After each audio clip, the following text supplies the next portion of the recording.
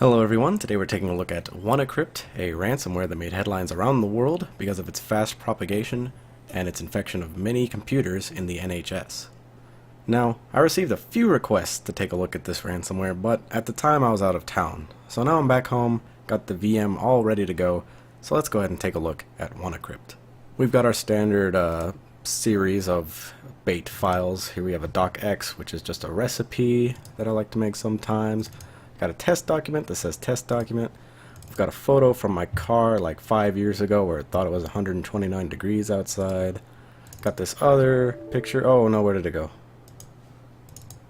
Oh, now it works. Okay, the video's already broken. But anyway, we got this picture that accurately represents my feelings every time I build with Legos. We've got a rich text document. And finally we have this spam PDF that was emailed to me, and these will all be encrypted by the worm/Trojan. So let's go ahead and run WannaCrypt, and we have everything disabled. All network shares, there's not even a network card attached to this virtual machine, because I have quite a few devices on this network, and I don't think my roommates or girlfriend would appreciate having all of their files encrypted. Because the thing that sets WannaCrypt apart from most other types of ransomware is the fact that it not only encrypts files on your local computer and sends emails or stuff like that, it will seek out random IP addresses and all the computers it can find on the network and encrypt those files as well. Yeah, we'll go ahead and allow this to happen. Sounds good to me. And so because of this worm component, it enables it to spread very quickly and is what actually enabled it to infect all those computers in the NHS. So here is the actual wanted decrypt that pops up. We can see our files just disappeared here. They have all been encrypted and now no longer function. If we open this up with Notepad, we need more apps. Notepad, it is no longer our excellent text file, however it has been encrypted, and the same goes with all of these others.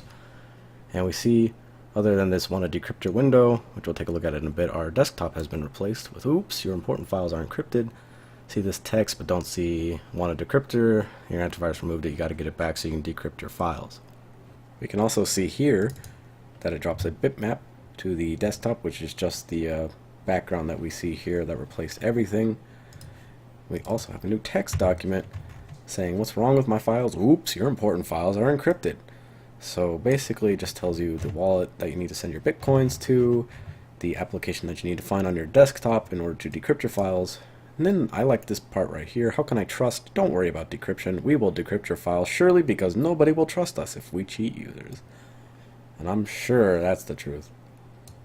So now we'll go over the actual ransomware itself. It's got the standard ransomware fare going on here. What happened to my computer? Your important files are encrypted. And maybe you're busy looking for a way to recover your files, but do not waste your time. Nobody can recover your files without our decryption service. And essentially you have to go through, pay $300 in Bitcoin, and it channels it through a series of Tor addresses until finally the scammers receive it and decide whether or not to actually give you your decryption code. Now the only reason this actually popped up and encrypted my files is because I disconnected everything on this virtual machine from the internet. As it turns out, the malware has a sort of kill switch activated in it, in which it tests for a domain name which at the time that the ransomware was propagating was not activated. Nobody had registered it. And as long as it found that it was not able to connect to it, it would encrypt your files and continue trying to infect new computers.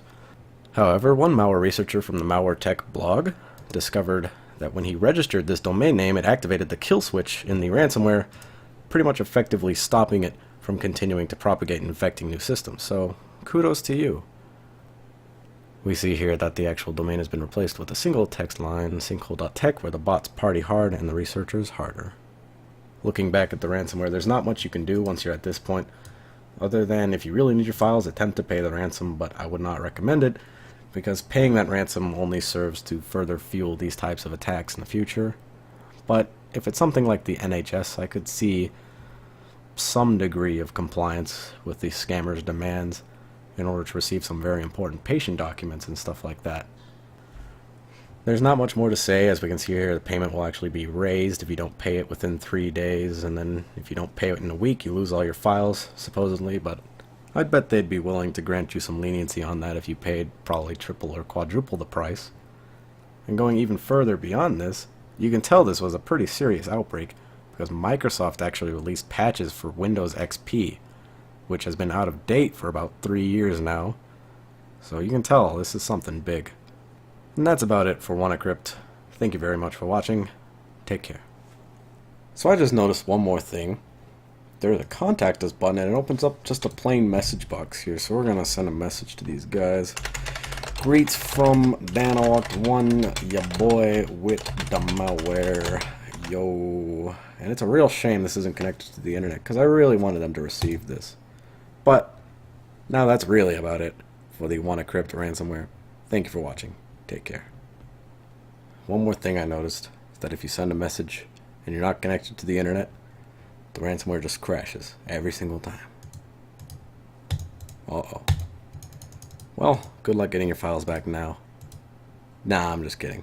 We can actually close the program and just launch it one more time, and you're good to go. You can pay the ransom for your files.